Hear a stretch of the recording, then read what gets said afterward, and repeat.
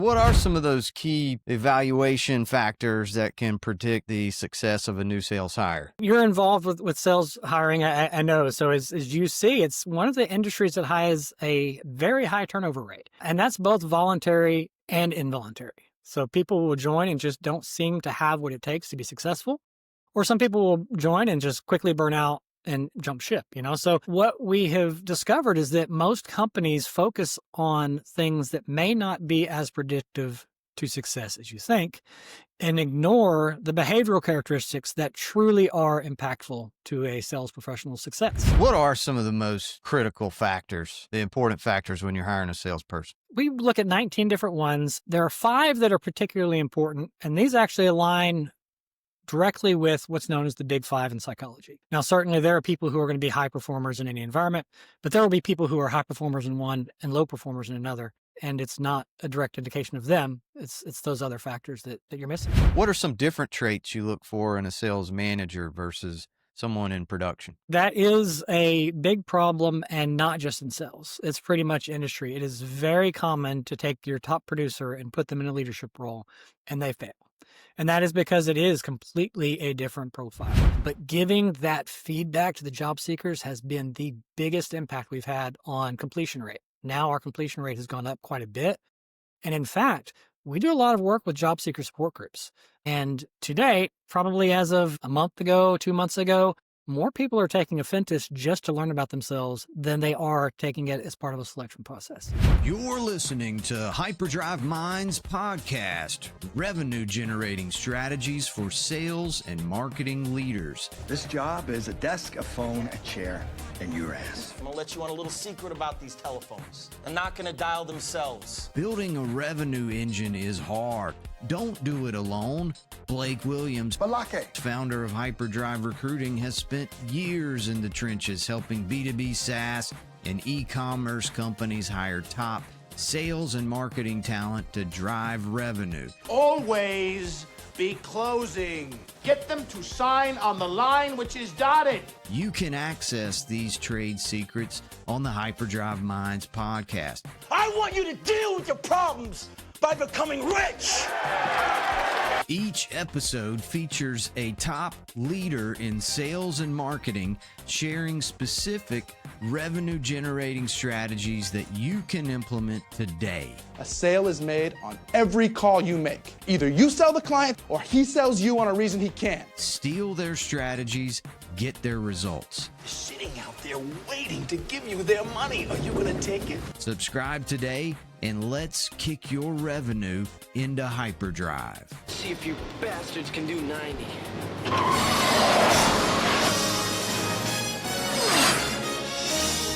Welcome back to Hyperdrive Minds podcast. Today we've got Ryan Stewart. How are you, sir? I'm doing great. Thanks for having me, Blake. Yeah, man. I'm excited to have you on. We have similar backgrounds, although 5 years ago, you kind of branched off and built an assessment platform we're going to chat about. Give us the 30-second background story. Yeah, as you said, we do have a similar background. So I come from basically 20 years in the TA space, and I have spanned both sides. So I did staffing business for a while. So launched a startup staffing company that then expanded into consulting, specifically in the data space. And then from there, pivoted into launching an Indeed product where they were starting to get involved with some staffing initiatives, and then supported their SMB products. So I've got kind of the TA side from how do you help people hire effectively is where my kind of strength is. And so I took that to really launch a new product. I had the ability to connect with an old colleague, and we have a behavioral science assessment that is extremely impactful with our clients' hiring success. Yeah, and I took the assessment. I thought it was interesting, the feedback it gave me. So let's dive into that, man. You had told me before that Affintus was particularly good at assessing sales talent before you hire. So what are some of those key evaluation factors that can predict the success of a new sales hire? Yeah, and you're involved with sales hiring, I know. So as you see, it's one of the industries that has a very high turnover rate, and that's both voluntary and involuntary. So people will join and just don't seem to have what it takes to be successful, or some people will join and just quickly burn out and jump ship, So what we have discovered is that most companies focus on things that may not be as predictive to success as you think, and ignore the behavioral characteristics that truly are impactful to a sales professional's success. And so we have vast amount of research and data, hundreds of thousands, possibly millions of surveys that have been completed that help us give insight into those specific personality factors that influence success more than skills or experience or the kinds of things that typically you look at in an interview process. Very cool. Is there a perfect sales profile? There is a perfect sales profile, but I would not say that there is a perfect sales professional. And what I mean by that is we've done well over 500,000 of these surveys matched to jobs, and I don't think we've seen a single that is green across the board. So we measure 19 different dimensions of various impact to the success of the organization. And typically people will be well in line with some and not well in line with others. But you want to have someone who is most aligned with that ideal profile, and you want to have strategies to help you understand how to navigate where those gaps exist. And so that's what we provide is this person has exactly what you're looking for here, where they don't have it, here's how you can manage it effectively. Nice. What are some of the most critical factors, the important factors when you're hiring a salesperson? We look at 19 different ones. There are 5 that are particularly important, and these actually align directly with what's known as the Big Five in psychology. And so these are factors that are not only impactful to kind of how you go about your day-to-day life, but also they do directly interact to how you focus and work. One of the most impactful ones is conscientiousness, and that is one that we effectively measure. And that's basically looking at how methodical you go about your work versus how spontaneous someone is. Now, that in and of itself can be positive on either side. But in a sales role, there is a methodical nature you have to have in order to be successful. And people who kind of have that more spontaneous lane often struggle because of the rigors that you have in a sales. Recruiting's a lot like sales in many ways. And you have to have that, I'm going to be making these calls and just kind of follow a process. And if you're not following the process, it just creates challenges. So that's one of the big ones. One that I think everybody is aware of is sociableness. This is the same thing that everybody knows about extroversion, introversion. Now, it's not quite on-off like I think most people think of it. In fact, about half the population falls in between, kind of in that ambiversion space. But I think we all inherently know someone who is a hard lean to introversion is going to struggle in a sales role when your job is literally to talk to as many people as you can every day. And so it's that kind of thought that I don't think a lot of people go into, at least not in a measured way, which is how we approach it. Yeah. Is there like a degree of ambiversion where is there like a cutoff point where it's like too introverted, or can introverts be successful as well? They can. Again, if you can hit green on more of the others and that's your one gap, then we can manage that gap. It is a heavier weighted dimension for sure. So it is one that you ideally want to have on that lane, but it's not like we do everything on a 10-point scale. So again, it's not that you're introverted, ambiverted, extroverted. It's a 10-point scale, and I can't recall off the top of my head, nor do I probably want to say publicly where that scale is on the sales professionals. But no, it is well into the ambiversion section, because with sales, there is also that component where you're not constantly talking to people. There is also the strategic planning that goes involved. There's also the research that you're doing. There's developing collateral. There are things that you need to do as a sales professional that you can't always be on all the time, which is what an extrovert wants to do. Yeah, I guess it depends on how many cold calls you need to make, right? Because if you've got a lot of inbound leads coming in and you just need somebody to communicate and close the inbound leads and ask good questions and whatnot, just overcome some objections, right? You may be able to get by with someone a little more introverted, but if you need somebody to pound the phones all day, you got to have a pure extrovert, right? We've all seen those. I've been in recruiting leadership too. Those people who are like hesitant to pick up the phone. You can't have that in sales, or you have to figure out a way to overcome it if you do. You can't, every time you go to pick up the phone, have that sense of dread. And if you do, it's not that you can't be successful. It's if you're doing that day after day, week after week, month after month, it's going to get to you. You're going to be miserable. The biggest factor that drives success beyond kind of those skills, even beyond the behaviors, is that engagement. And you lose that engagement whenever you don't have that natural alignment with your job. So most VP of sales, they'll look at a resume. They're just looking for the quota attainment, right? Have you hit quota? Are you even showing it? If you're not showing it, you probably didn't hit quota. I think they would value that more than any kind of assessment. But is there anything that quota is missing that they need to also think about? Quota is impacted by a lot of things, and that's beyond even getting into the integrity of resumes, which is its own concern. But quotas are factored by a lot of things. We've all known people who were extremely successful, thinking of the SaaS space for the past 5 years post-COVID, right? That were crushing their numbers, that would go into a new role in 2022, 2023, when things were kind of starting to turn back, and they weren't hitting the quota, and it was because the whole market was pulling back. And that's a factor. The company itself, the product itself, the leadership, there's so many factors that go into quota attainment beyond the individual. Now, certainly there are people who are going to be high performers in any environment, but there will be people who are high performers in one and low performers in another. And it's not a direct indication of them. It's those other factors that you're missing. Right. Most hiring managers, they want to reduce risk by hiring people who have a lot of experience. But if you have a low budget, a smaller startup where you might have to depend on folks that are coming out of college or early career, you don't have big salaries and OTEs yet. So can you leverage a tool like Affintus to reduce the risk of hiring people straight out of college? Absolutely, because you're no longer making a decision based off of skills or experience. You're making a decision off of potential, and that potential is very much driven by those personality factors.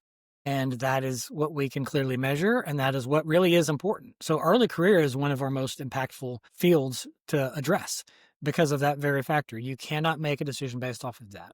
A lot of sales leaders I know try to find a way to look at it by hiring, I know a lot of people who have only hire athletes, people who are competitive athletes, because they have that natural competitive streak, which is one of the things we measure, and other factors that they think are important. And certainly that could be a good strategy, but if you can figure out a way to actually get to that behavioral trait that made them be an athlete, that's even more impactful. Yeah, exactly. When you're thinking about trying to promote someone to a sales manager role, typically you'll look at your top producer and be like, well, they're the best one, might as well, they've earned the promotion. But I've actually found that's a bad idea, because you need to leave them in production, find someone that may have other traits, right? Of someone that's in the middle of the pack that everybody has a lot of respect for, that you want to promote. But what are some different traits you look for in a sales manager versus someone in production? That is a big problem, and not just in sales. It's pretty much industry. It is very common to take your top producer and put them in a leadership role,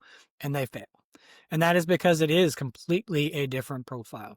There are certainly a couple of components, one of which obviously is leadership, but there are certainly a couple of components that factor in. There is a more supportive nature, more collaborative nature that a strong leader has. Competitive to a fault in a lot of ways for sales professionals. That trait does not necessarily make you a good leader. And so, yes, there are very clear factors. The profile for a sales leader and the profile for a frontlines, sales delivery is completely different.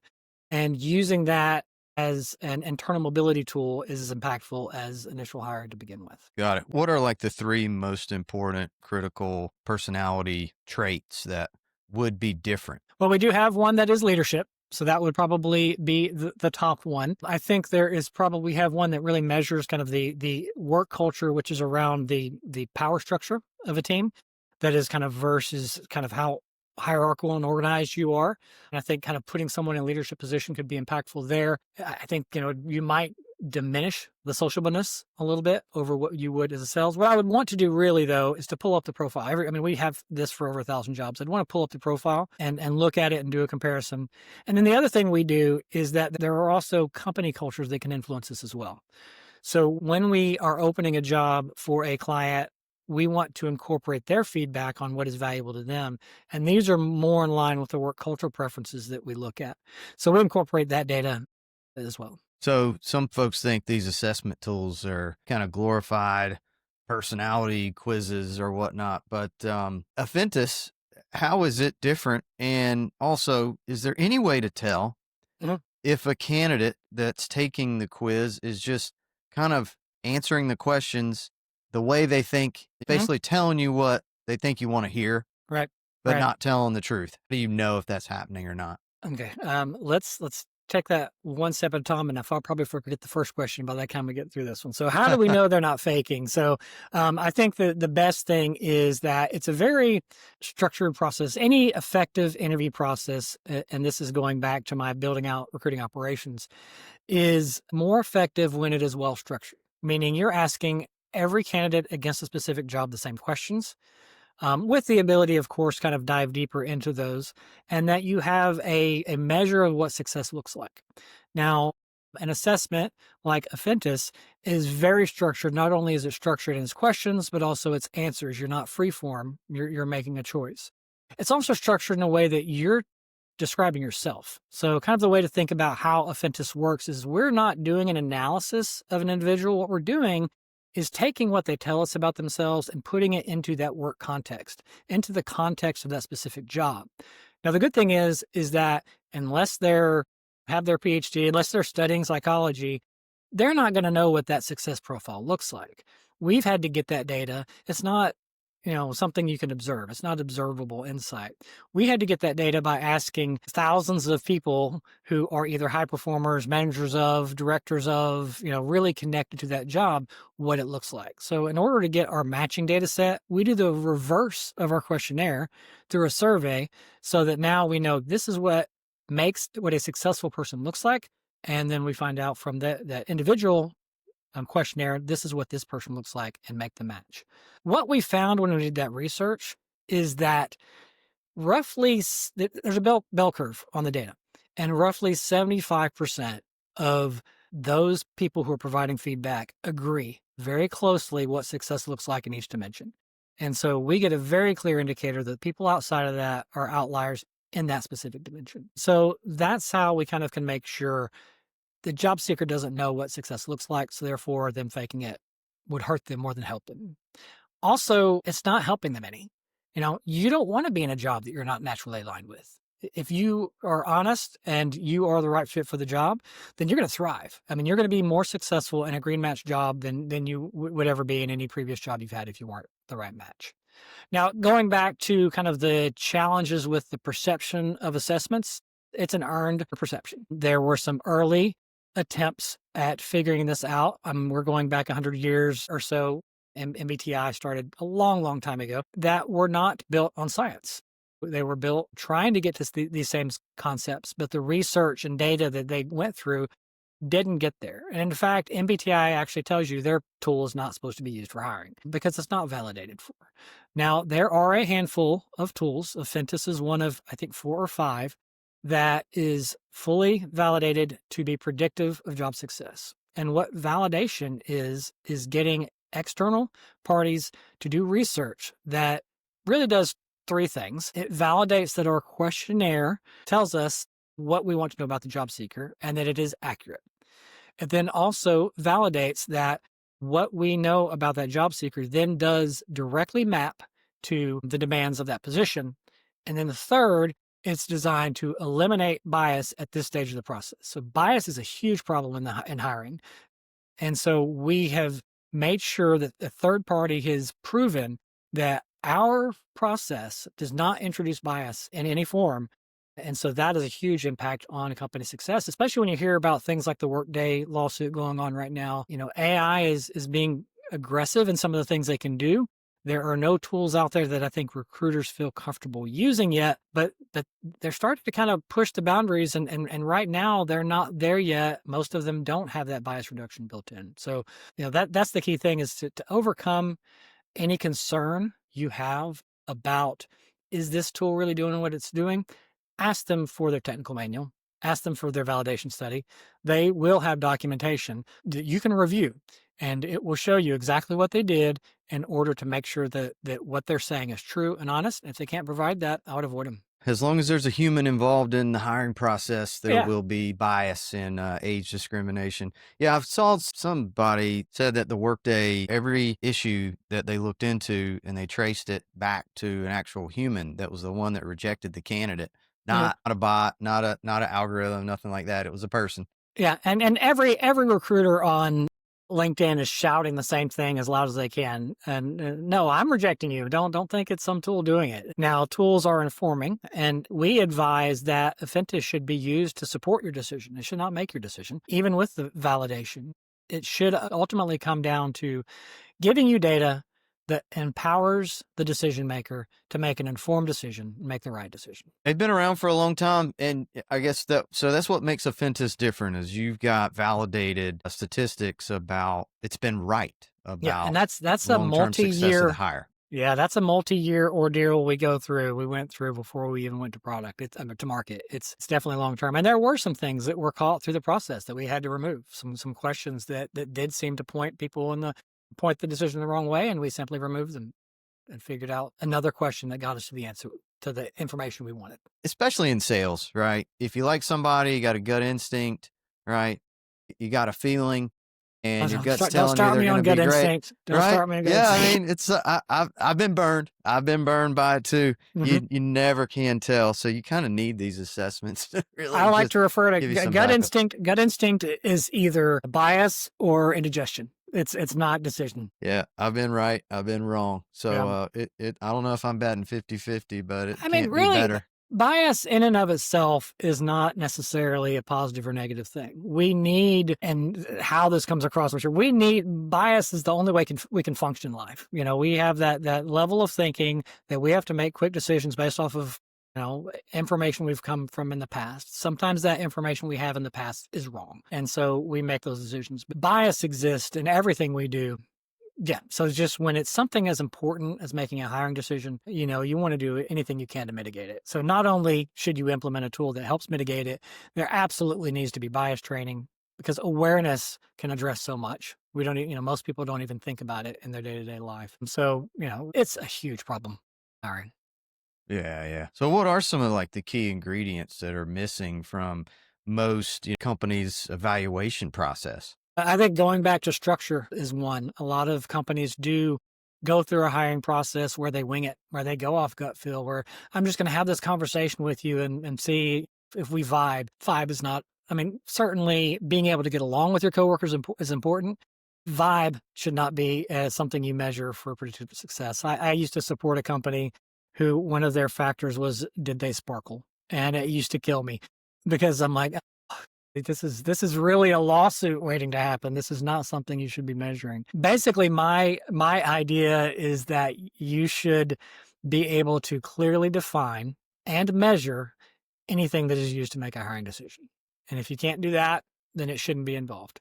And it should be directly tied to the work. A lot of places will make hiring decisions on things that are not directly related to the work, and then you're measuring someone's ability to perform in an interview, not a person's ability to do the job. Right. Yeah. We both went to the same college. We like the same teams. Yep. Right. It got to be Yep. good. Right. We got to hire this person. Yeah. The gut instinct, it can lead you the wrong way. Oh, yeah. So, what trends have you seen over the past 5 years since you started Affintus, when it comes to hiring sales and even marketing talent? How have you had to kind of adapt to some of the changes in human behavior you've seen? The ones that jump to mind right now with my peers who are still in TA, who I still have close relationships with, is the application volume right now is insane, especially in the SaaS market, where it's been completely blown up across all fields. I'm shocked at how much that is not known in the public at large. But the software engineer, the number of engineers who are currently out of work, the number of recruiting professionals who are currently out of work is astronomical. But because of that, and because the advancements in AI that now allow you to craft your resume to basically mirror the job description in a matter of seconds, and then even many tools allow you to apply directly without you even knowing about it. They're driving that process. It's not uncommon for a recruiter to have to address 500 applicants in a job they've had open in a week. And that is insane. And that is a challenge that many recruiters are facing. And how do I address this volume in a way that gives every candidate the same fair chance at success? And so I think that really has proven to be an opportunity for us, because that is one of the things that we do more effectively than anything else. You're going to rely on a recruiter to look at 500 resumes and take a couple of weeks, and then you've got that inherent bias. Or you're going to ask your job seekers to complete a 20-minute assessment that then not only can support them, it'll turn up the people who don't have the best resumes that are the best fit. It will highlight the gaps and the things you should be aware of for those who do have the best resumes, so you can address that effectively in the hiring process. But also with Affintus, we give a lot of feedback to the job seeker, and that's an area that has been lacking in talent acquisition. So many times when you apply, you complete an assessment, you get nothing in return. You go through an interview process, you get ghosted. At least with Affintus or one of the few others out there that are doing similar things, you get actionable, constructive feedback.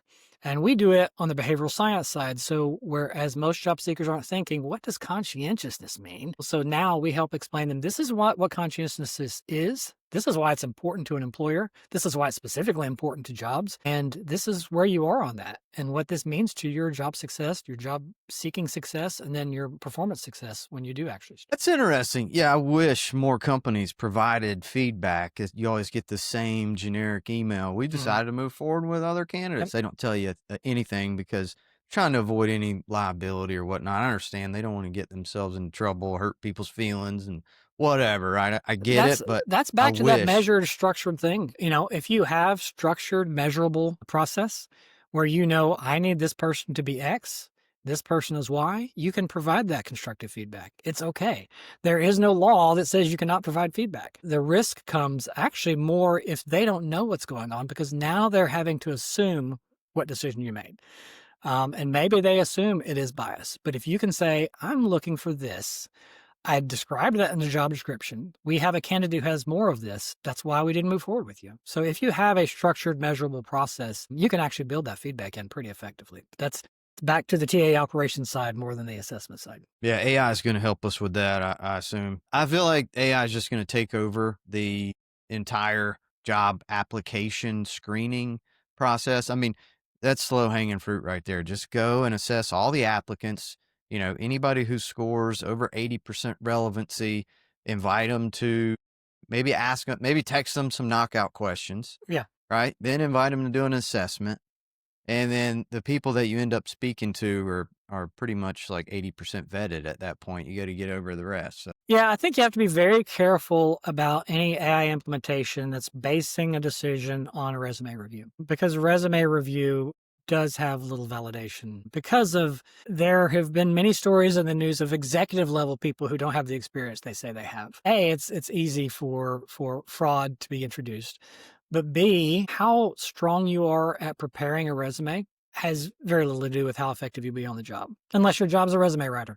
I think that we have to be very careful about that, using AI just to do a comparison between resume and job description, because that's not going to tell you much. That's not going to tell you anything valid. Yeah, it's a pandemic of fake resumes right now and imposter candidates using AI to interview.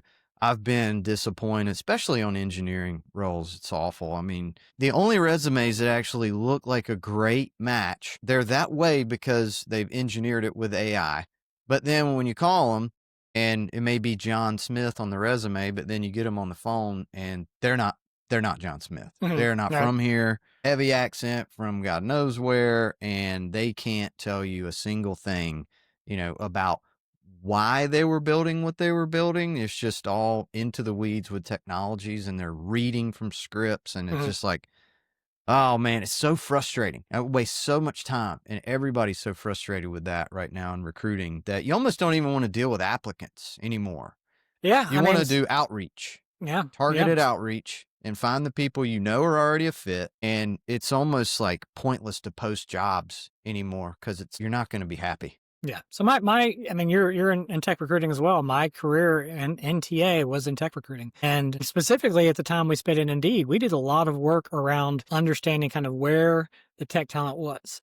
And they are often not applicants. They aren't publicly out there like that. That's not who they are. That's not their profile, and they don't have to be.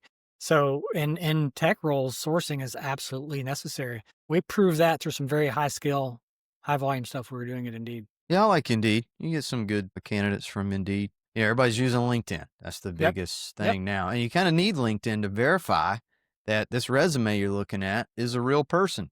And are they active? Do they have any content? Have they ever posted anything? Or was their profile just created 2 weeks ago with no profile photo? It's like a dead giveaway. Next. Yeah. Even LinkedIn, I would not consider a good source for tech talent.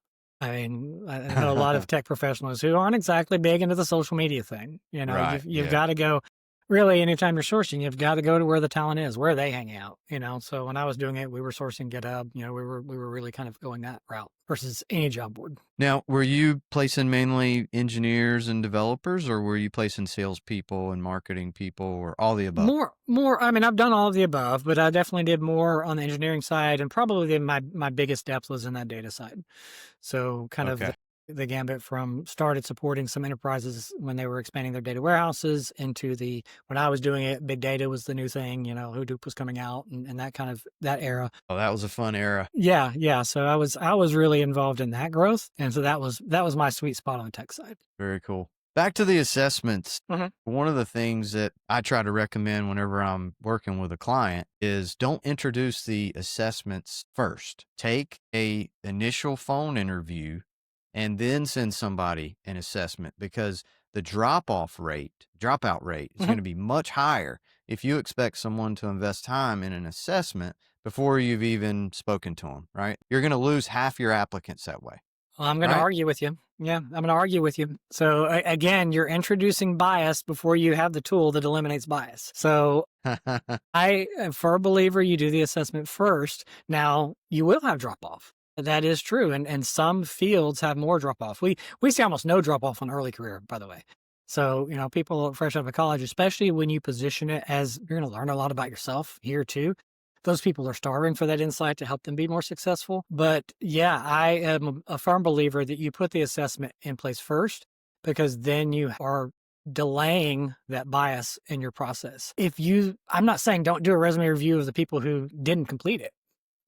Some of those people you may need to encourage to complete it, but I definitely think that you start with the tool that gives you the least bias and move to the process that gives you the most. It'll save you a lot of headache in the long run. I got you. I've tried the AI interviewing bots where they'll call and take the interview for you. Yeah, and you definitely lose 50% of your candidates when you do that. Yeah. In the assessments, I'm mainly talking about like the technical take-home exercises, right? Don't give an engineer that first. Right. That's terrible. Yeah, I would agree with that. Okay. All right. Yeah. So we're on the same page there. But for the personality, behavioral style assessments, I guess maybe you can introduce them first, but it depends highly on how long it takes someone to take the test. I've seen them range from 2 minutes to an hour. Yeah. And I feel like an hour is way too long. 2 minutes, I don't know. The one that I took was shockingly good. Was it? And I was just picking words on a page that described me. And I know exactly which one you're referring to. I'm not going to say the name because we compete, but yeah.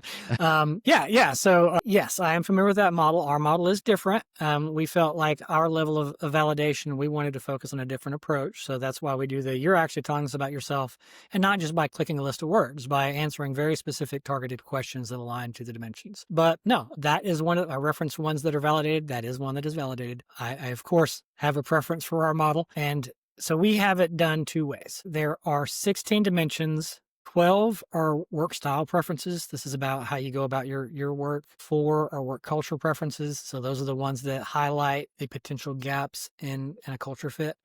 And then 3 are cognitive, which is highly predictive in a lot of roles. But in a lot of roles, you don't worry about that.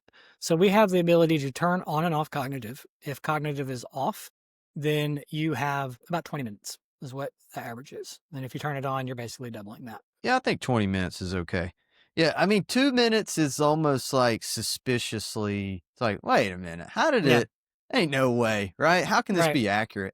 Right. So I think, probably 20 minutes or, 15 to 20 minutes is a good happy medium. And you should get it done in that time, because if it goes beyond that, you're probably going to have to deal with more drop off. Oh, yeah. Yeah. And again, it's also going to be so influenced by the role, how you position it, how aware they are of what they're going to get in return. That's kind of those are some of the levers we've been playing with is messaging, how impactful can that be? And I think the biggest thing we did was really expanding what we call our career guidance portal, because it's somewhere you access that you can access at any time. You can actually share it with others. You can share it with an employer, even if they're not part of the Affintus network. You can remove that share. So it's done through a portal. So you have full control over your data. You can delete your data. So it's done in a way that really does give you a lot of flexibility and control. But giving that feedback to the job seekers has been the biggest impact we've had on completion rate. Now our completion rate has gone up quite a bit. And in fact, we do a lot of work with job seeker support groups. And to date, probably as of a month ago, 2 months ago, more people are taking Affintus just to learn about themselves than they are taking it as part of a selection process. It's become that well received in the market that job seekers are just taking it just because. And it's free for job seekers, by the way. So if you go to the Affintus website, you can go take it yourself and see what you think. Yeah, y'all check it out. You might as well know. I've took one and it gave me some interesting feedback. And, if you want to learn more, there's more assessments you can take. You can go deeper, and there's even assessments for how you learn, right? Yeah. It's not just your behavior, but how you learn. That's very important to know about yourself, right? Right. Absolutely. Well, so building a product is one thing, but selling it is another thing. So tell us about your journey trying to sell Affintus. What's worked? What hadn't worked? So I will tell you right now. So we are a small bootstrapped company. My leading partner is a PhD, former college professor. We have our chief technical officer as well, who's kind of really doing the technical work, where mine is more design focused. And none of us are sales professionals. We've all taken our own Affintus against sales professionals, and we don't match the profile. And being a bootstrapped company with where we are, I haven't quite pulled the trigger on bringing someone in yet. Now that we have a pretty deep pool of people who have taken the assessment, we just do outreach to some of our job seekers who are out there. But yeah, no, selling is a challenge because of a couple of different factors. Being a small independent bootstrap company, your profile is pretty low. We're not a known name yet. We certainly hope to be there soon. No matter how effective the tool is, unless the audience is aware of you, it doesn't make a difference. So that's probably our biggest challenge is market awareness, and then the fact that I would say we don't have the right sales talent on board. Understood. Well, you probably need to bolster your marketing. What have you tried from a marketing standpoint? We did hire an external marketing company that I think did give us some support. A lot of rebranding that took place. We have worked with some external marketing consulting as well. So we've moved the needle, and we need to move it more to be where we want to be. But we've done most of that kind of work is through consulting. Yeah. Well, I know you post on LinkedIn, and you've got some good stuff up there. I try to be active on LinkedIn. I'm taking a little break right now, just trying to, you get exhausted with it after a while. You want to just take a little break and reassess. But I've tried ads. I've tried, all different types of videos, and man, it's it's definitely hit or miss. It's like I haven't found the secret sauce yet, and I've been at it for forever. Yeah. The thing is that you don't know what is going to work and what isn't. What's going to hit the algorithm the right way and what doesn't. I have posted things that I'm like, this is gold, and then you get just a handful of views. And I posted one a few weeks ago, and it was Section 174 passed. So I don't know if you're following all the tax code. But that one's featured on your profile. That was a good one. Yeah. So the impact that's going to have on the SaaS community, the impact that it had when the rollback happened 3 years ago, is probably one of the bigger factors that led to where we are today. 100%. And what this is going to mean when that next filing period hits, which I think we're coming up on, companies are going to be able to write off the past 2 years of research and development. And then they're going to be able to 100% write off research and development every year going forward until the legislation changes again. And the impact that's going to have on a company's profitability, on what they can reinvest in, this should have a direct impact on growth. But anyway, I wrote that, and I thought, nobody cares about tax code. Nobody cares about that. That thing took off. And that was by far, that was probably worth 100 of my other posts easily. To the degree that the Wall Street Journal reached out. It's like, hey, can we talk to you about Section 174? I'm like, I'm not the right guy, but okay. So yeah, it's crazy how that LinkedIn algorithm works and what's going to work and what isn't. Because I do not have the insight to know it's successful. I just post stuff and hopefully it's resonating. So you post something, you hope you get some leads, right? You hope people visit your website. And that's awesome that, someone from you said the New York Times Wall reached Street out, Journal, right? yeah. Wall Street Journal. So that was awesome. But did anybody reach out to buy Affintus? That's the question. We did get a couple leads. Really the one, what was it? There was one pretty big that we got a quarter's worth of leads in a week. And Wow, that was really exciting, How do you replicate that? Just do it again. I know. Yeah. Well, I wish it were that easy. If it were, we Every would. 90 days, you can post the same content. Yeah. I don't know if that'll work, but I can try it. I can see they change the algorithm so frequently too. So what works one day will not work the next. It's impossible. How does Affintus evaluate like marketing talent? Are there some different attributes you look for there? There are. I don't have that data in front of me, but Okay. they certainly are. Every job has its own unique formula. And again, the way we get that is we talk to 1,000 or more marketing professionals. And so they tell us what's important. We don't make that decision. And they do so in a way that, again, mirrors the questions that we're asking the job seeker. So it's a direct correlation. So, that's how it works. We just get the insight from those who know and then build out a formula that matches that. Yeah, it's okay for the marketing folks to be a little bit more introverted if they've Yep, got the I'm sure. analytical mindset of, what the ROI, ROAS, and all this stuff. They need to be a lot more creative, of Yeah, course, yeah. right? I would say, well, actually, I guess both probably need strong persuasion, which is one of the measures.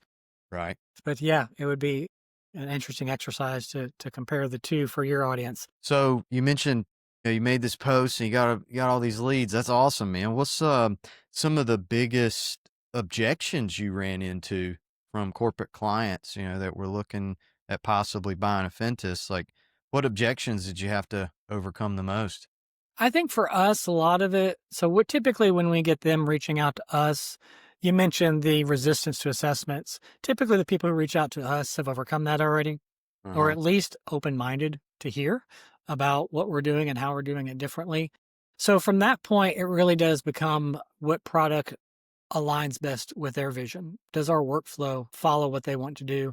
Do we provide insight into what they value to make hiring decisions? One of the things we've expanded into is we support the interviewers by if there is a gap between what this person has and what the desired range is, that we provide behavioral interview questions to the interviewers so that they can now, this is a gap, I need to be aware of it. How can I make sure this person's going to be able to overcome that gap? We gave them the tools to be successful. So a lot of the objections are kind of those differentiators between those handful of tools that are successful. And so that's why we felt it was so important to provide, me coming from a TA background, a streamlined TA operations process that we can integrate with. We can integrate with any applicant tracking system. We can integrate with companies who don't have applicant tracking systems. We do a lot of work with nonprofits, with small businesses who don't have that level of structure. One of my favorite clients right now, I hired their 6th employee. I'm working on hiring their 8th and 9th right now, so we can do that. So the differentiator is that kind of level of support you can provide there, giving them the insight you want. And then one that I don't know if a lot of employers care about, but I am passionate about, that job seeker experience. Are we giving value to the job seeker? Because if we're not, that's not a tool I want to be involved with. Yeah, the job seeker, man, the candidate experience right now is awful. Well, I want to talk more about the job market and kind of what you've seen happen over the years, but I did want to know kind of what inspired you to transition from agency recruiting to building your own product, Affintus. Like, what Yeah. was the problem you were trying to solve there? It was probably my time at Indeed would be the biggest contribution to that, is that I Okay. got to see how hiring decisions could be impacted by effective product development. And so we were doing some really innovative things at Indeed, but I was doing it under the Indeed umbrella. Basically, it was early COVID, like the situation presented itself. I don't know if I ever would have done it if it didn't. I'm quite happy being an employee, an individual contributor there, a leader in a company, but COVID hit. And I was sitting there like, well, what am I going to do now? There's nobody hiring. When you're not hiring, you don't need recruiters. I had my colleague, Dr. Deborah Kerr, talking to her, and she's like, we're struggling with our workflow, and that's what you know. Would you be interested in coming talk to us about what we should be doing different? It's like, yeah, I'm free. Let's do it. And we got in and started troubleshooting things, and it just became like, yeah, this makes sense. Let's bring this together. You bring your knowledge into what we've done historically, and we'll make this work. So that's how it started. I had the product knowledge, I had the TA knowledge, and so we built something that today is much more effective than what was existing before. Because of the slow market growth, I did take the opportunity to get back into a full-time role. You'll notice if you look on my LinkedIn profile, it was product development at Affintus there for a couple of years. And then I did 2 years back in recruiting operations, supporting global recruiting operations for a SaaS company. And, we went through that boom. We hired 500 people in 2 years. And then the 2024 hiring plan comes out. This is, again, post Section 174, post Silicon Bank closing, post all that. Companies are pulling back their SaaS tools that they're supporting, and our company was an integration platform, so that was impacted. And so it went from 500 hires in 2 years till we have a 20-person plan next year. So, it was again, okay, well, I'm go back and see what I can do to Affintus. So we had the product development. So now my role is more on customer support, trying to raise the visibility of the organization, doing sales to the best of my ability, which, as we already know, is not my strength. But basically, when you're in a startup, when you're in this kind of environment, it's what can you do to support the growth? You wear all the hats too. You know the feeling. It's like, oh, today I'm doing marketing. Okay, I'm a marketer today, and that's what life is like in a startup. Yeah. Yeah. Every day is a Groundhog Day for me. Yeah. It's like, wake up. All right. What content am I going to put out? Yeah. What kind of contribution am I going to make? All right. What candidates do I have to market? Yep. Okay. Who do I need to follow up with? All right. How many cold calls can I fit into this 90-minute block right now? Which, by the way, that mentality is measurable. So there's one of the Affintus 5, openness to experience. What that is how comfortable are you just kind of bouncing from role to role, doing different things? You want to be doing something different every day. I look at people who work in the manufacturing environment, and I just don't understand it. Doing the same thing day after day, week after week, month after month would drive me crazy. But I know a lot of people through the interactions I have that's like dream job. That's like their ideal. They are on that side to where doing the same thing over and over again means they're not, killing their cognitive load. They're not exhausting themselves. They're reserving their mental energy for other things. They love that kind of day-to-day life. That's where they want to be. We all are different. We all will be successful in different roles. If you put me in a manufacturing environment, I actually, early in my career, when I was doing temp work, I'd get temp jobs, in an assembly line. I would make it 2 days. And then those 8-hour days felt like 20 hours to me. And so I left, so it's, we all have things that we value. We all have things that we the way we approach our work, the style we like to work, our preferences. And if you can get those in alignment, you are a much more engaged employee. If you're a much more engaged employee, your productivity is going up, turnover is going down. And so that's really what we're driving. We're driving to engagement. If you can get an engaged workforce, you can do incredible things. Yeah. I'm kind of like you. I'm not the greatest at sales, right? But whenever I've got a hot job order, I'm locked in. Time flies, whenever I'm on a headhunt. But if I've got to, pound out a bunch of follow-ups and cold calls, yeah, time starts dragging on. And then you hear it, right? The clients hear it. When you are doing that, you're on your 30th cold outreach in a row, and that's all you've been doing for the past hour. Your energy's depleted. You're not as effective. That is people whose energy is being drained by that process are losing their productivity very quick. Yeah. Sometimes I don't think I'm as much as an extrovert as, it may come off, right? If I'm posting content, or like, look how extroverted, but they don't realize I'm spending coins every time I'm in these interactions. So, that's why I'm definitely like the ambivert, right? Yeah. Maybe right in the middle or something. And I use that as an example because I think a lot of people have a clear understanding. I think we've had a lot of thought leaders out there who have helped communicate that message. It's about the energy you're being fed or expending, and everybody sees that in extroversion and introversion. If you're an introvert and you have to go to a social event and you're there for 4 hours, how you feel at the end of that 4 hours is so depleted. We all know that. But that's applicable to every one of the dimensions we look at. So you may not think about that, but that openness to experience thing, if I'm doing the same thing repeatedly day after day, my energy is depleted. So all of that supports how fulfilled you are as a person, how engaged you are throughout your day. And so we use that extroversion, introversion example because it's such an effective way of conveying what that does to your very soul. Yeah, big time. Yeah, it's also nice to be needed, right? Yep. The market is down. It's down hard, right? So, it's a struggle to get new clients in this market. And there's a lot of things that are like pending, and agreements are pending. They take forever to get approved, and, budgets are frozen. We're still waiting on the funding, and maybe next quarter. And there's just a lot of that going on. So I'm like you, I'm hoping this new R&D law is going to kickstart some growth. But now we're in the AI world where every company's trying to find ways to use AI instead of humans. Yep. So we've never been here before. So I'm a little bit worried. We're never going to be the same. AI is going to have a tremendous impact on how we approach work and what we do. I do think the pendulum is probably swinging a little too far, and we'll come back to central a little bit. So I'm not downplaying the impact that AI can have, but I think there are also some inherent dangers that we're going to quickly become aware of that will force companies to re-strategize how they're integrating AI with their work. And it will continue to evolve and it will continue to get better. But I think so many things that we are pushing off to AI need to have that human touch, need to have that human interaction. I think we as people need to have that human interaction. I think the impact that COVID has had on us as a society will not be fully understood for 20 years. The sociableness of us as a species has degraded. Big time. Yeah, that's we're in a new world, this AI world. And I know like early in career job seekers are really struggling. That's where the job market's been hit the hardest is like entry level jobs. That's low hanging fruit for AI. So I'm really worried, man. I just can't wait for a law to come out and says, you know what? It's illegal to use AI for this. Yeah, I might be a little overreach, but Maybe. I don't know. I hope we do. But yeah. So, all right, man. You know, some personal questions here. I know you see my background here. Are you a Star Wars fan at all?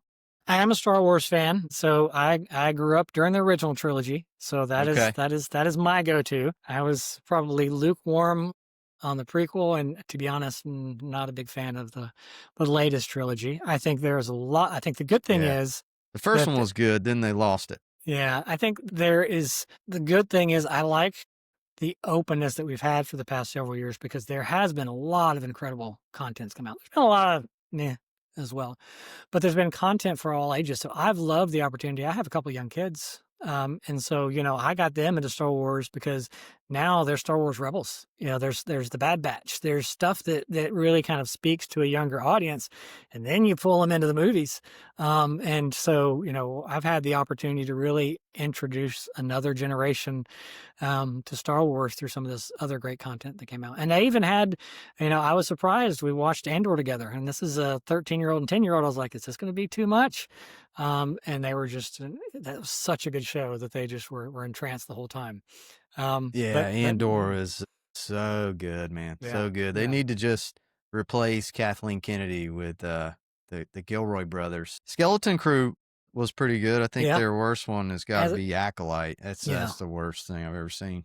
As an 80s kid, Skeleton Crew was like, this makes me feel like a kid again. It was very much kind of that. Yeah, it was fun. These Goonies or something vein, right? It had that kind of feel to it, that kind of vibe to it that I really appreciated. What do you do for fun? 5 kids. Is that enough? Okay. No. So you've answered it. Yeah. No. So 3 of them are adults. So unfortunately, they don't have as much to do with me as they used to anymore. Got them scattered across. Well, one's still near, but one is in Austin, who we see a couple times a year. And then my older daughter, we have 2 daughters, moved to Washington State. So it's one of those things like kind of don't get to see her as much, miss her a lot. But you got to let them go, and when they do become adults. But I have 2 that are young as well. So we have a split level family is how we refer to it. We have 3 that are in their 30s, early 30s, and then we have a 10-year-old and a 13-year-old. So I think that recognizing how fast time flies with the first one, I am appreciating every day with these 2. And so it's all about them. Whatever we're doing at work, it's all about what can I get to do with them after work and on the weekends, because it goes by so fast. It does, man. Mine are 7 and 5, and they just they're all in school now, and school's just right up the road. It's so convenient. My daughter, one of her classmates had her dad drive her to school on a motorcycle, and I've got a 2009 Harley Softail Custom, so she was begging me to drive her to school. But I mean, here's a getting old story. Yesterday, I'm in here exercising, swinging the kettlebell, and I don't know, I jerked my back a little bit, and it's it wasn't a big deal. I kept going, but I was like, all right, I better take this vest off and put the kettlebell down, and just let's just walk on the treadmill for the remainder of my 40 minutes I try to get in a day. And the pain was like maybe, I don't know, a 0 to a 2. The rest of the day, I was fine. But when I put the kids to bed and go back to the kitchen cleaning dishes, and I don't know what I did, man, but just cleaning a dish the wrong way, I tweaked my back again, and it immediately went from pain level 2 to 11, and I almost had to like crawl to, like I was like using the counter to get me around so I could go lay on the couch. And man, it was brutal. I slept on the couch last night. I couldn't it was, I don't think I fell asleep until I took some Tylenol and maybe passed out around 3:30 or 4. So I'm running off a little bit of sleep. And yeah, my daughter, I mean, I definitely didn't try to balance a Harley this morning. Yeah. So maybe next week, man. But things we do to try to stay young and Yeah. enjoy our kids. Yeah. And I think that was been one of the things that having a second batch of kids at an older age has helped with. I probably feel as healthy now as I did 20 years ago. And I directly attribute that. I got them to chase around. So I probably exercise naturally without having to do anything else because it's just the active lifestyle of being a parent. And Yeah, there you go. Probably some of the guests might be like, why is his head shaved? Well, this is what happens whenever you try to give yourself a haircut using one of those 3-way mirrors off of TikTok, and it didn't go right. So I've done that before. So this is plan B. I like doing my own too. I hate going to barber. So I use the clippers with the extensions, right? And I've got a really long extension to do to the top. It's like a 2-inch. Right. And then like a 1-inch for the sides. Don't get them out of order. I did that once. And so, I went with the 1-inch, just went right here. And I was like, oh, it's looked great in a reverse mohawk. So I just had to do the whole thing buzz. And it's like, okay, well, this is how it is now. But hair grows. It does. Yeah, a month I'll be back. But yeah, I got so close too because I even cut the line. I don't know if you can kind of see it right there. Yeah. I had cut the hard part. I had the inch on the top, so it was the right length. The problem was this side looked great. This side looked like a bowl cut, and I could not get it to iron out and fade in. It just looked awful. And then I came too high in the back, so I was like, you know what? I just gotta buzz it. That's the only option right now. I can't walk around like this, but I'm not gonna do that again. Yeah, as you can tell, you got this curly thing going on, and curly hair is a completely different story.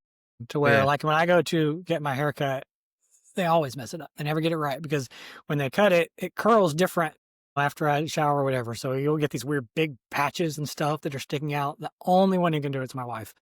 So I'll typically start it, because she doesn't like to spend the whole time doing it. So I'll typically start it, and she'll do the cleanup that finishes it up because there you go. She actually cares about how I look. You got to have a steady hand and a good eye. I don't know.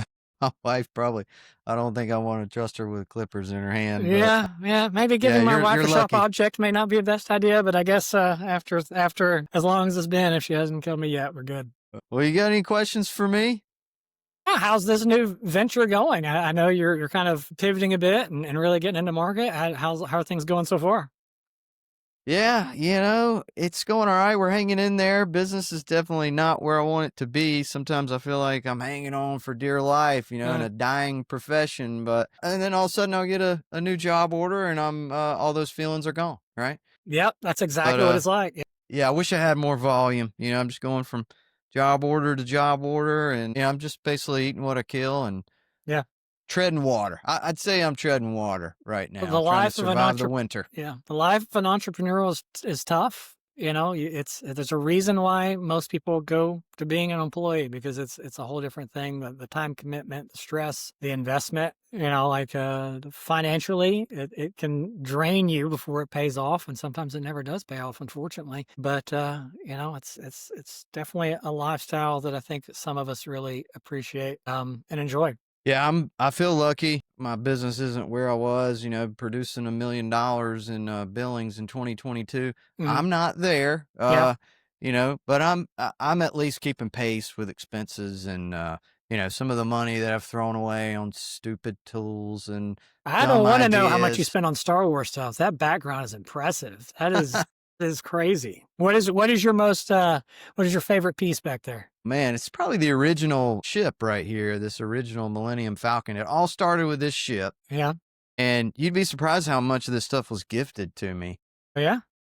Yeah, a lot of it come from my mother-in-law's attic. It's actually leftovers from my brother-in-law who doesn't live here anymore. He's in Louisiana. And then my parents brought a bunch of stuff. They were like, well, it's starting to look pretty good. The wall I was kind of little by little. Yeah. But then I finished it out by going on Facebook Marketplace and actually handpicking some of the stuff that I actually wanted. Yeah. But over half of it was gifted to me, man. It just kind of was meant to be great. almost. That's nice. Yeah. That's great. Yeah. Yeah, I appreciate it. Whatever your opinion of Disney is nowadays, some people look at it and they're like, You like Star Wars now after all this? Because a lot of people have abandoned Star Wars. They're never coming back. You know? Yeah. They're missing out on some good stuff. There's some trash, but they're missing out on some good stuff. They are. Yeah, they are. But it's been fun to have you on. Yeah, I really appreciate you inviting me on. This has been great. Yeah, hopefully we'll get some good clips from it, and we'll be able to promote those. Where can people find you, Ryan? I am on LinkedIn every day, so you can find me there, which includes a link to my calendar. You can go to Affintus.com, of course. There's a link to my calendar there as well. So pretty easy to find, and encourage people to reach out, especially, job seekers. I mentioned our passion for job seeker support. We do a lot of work in that space. It's just kind of who we are. So don't hesitate to go take Affintus yourself and see what you can learn about yourself and go from there. Well, God bless you for trying to put some goodwill out there and help the job-seeking community. And employers, VPs of sales, VPs of marketing, if you've had a couple of bad hires, it's probably time to look at assessment tool like Affinity and see if that can prevent some of these bad eggs. It's not an if you've had bad hires. I guarantee you pretty much every company out there has. And if nothing else, we can at least show you some insight into where those gaps are. Well, Godspeed to you. I hope you have a lot of success finishing out the 2025 year. And yeah, man, let's stay in touch. You too, Blake. Thanks a lot. You're welcome. Take care.